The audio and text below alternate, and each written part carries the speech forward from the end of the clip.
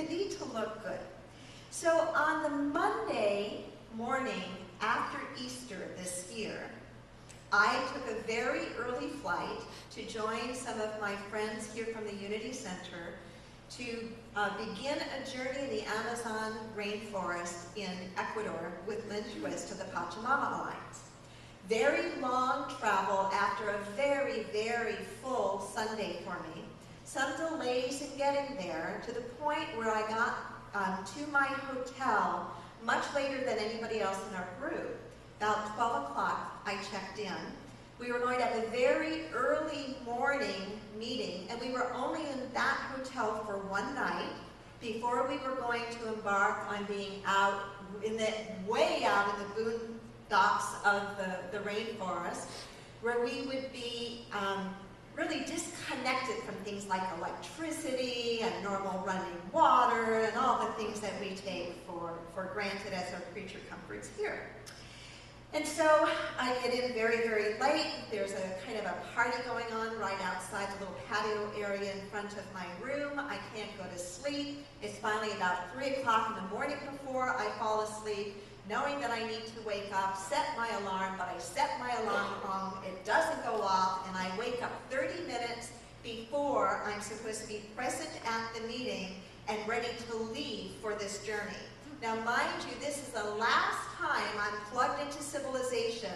I've traveled all night. I'm tired, and as a typical woman, I want to take a shower. I want to take out my curling iron and my hair blower that I packed for the few days that we're going to have electricity so I can look the way I want to look. But I'm late 30 minutes, and I can't do all that in 30 minutes. So I say to myself, what can I do in 30 minutes? Well, I can spritz a little water on my hair, and I can maybe put my face on. Women, you can relate to this, right?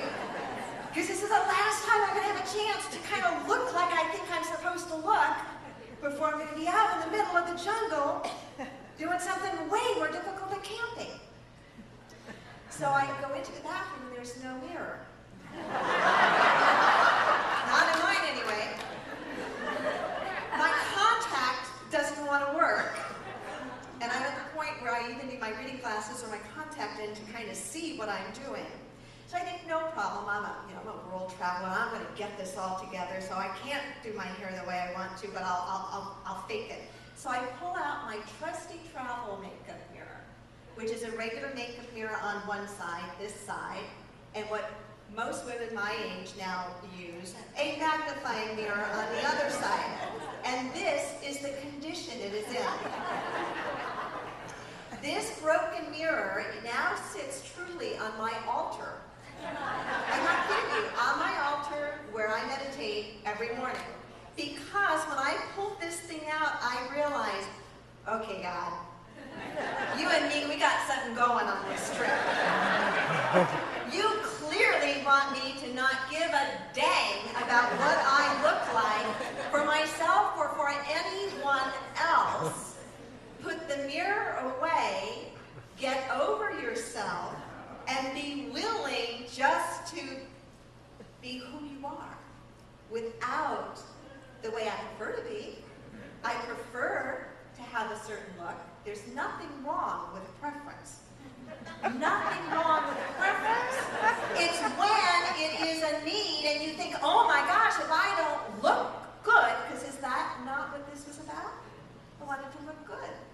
I didn't want to feel embarrassed in front of some new people I was going to meet and some of my congregation I was traveling with.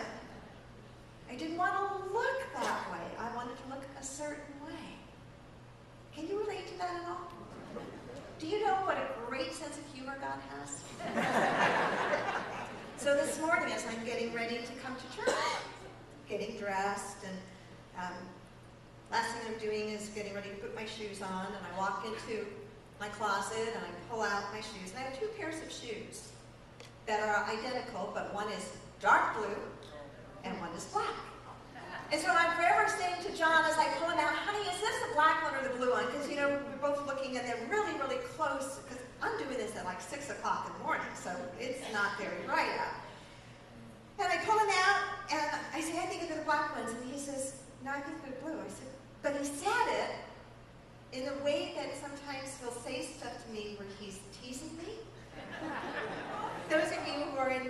relationships. You know how that goes, right? Where you just, he's just teasing me because he knows that I'm at, oh, you are in here.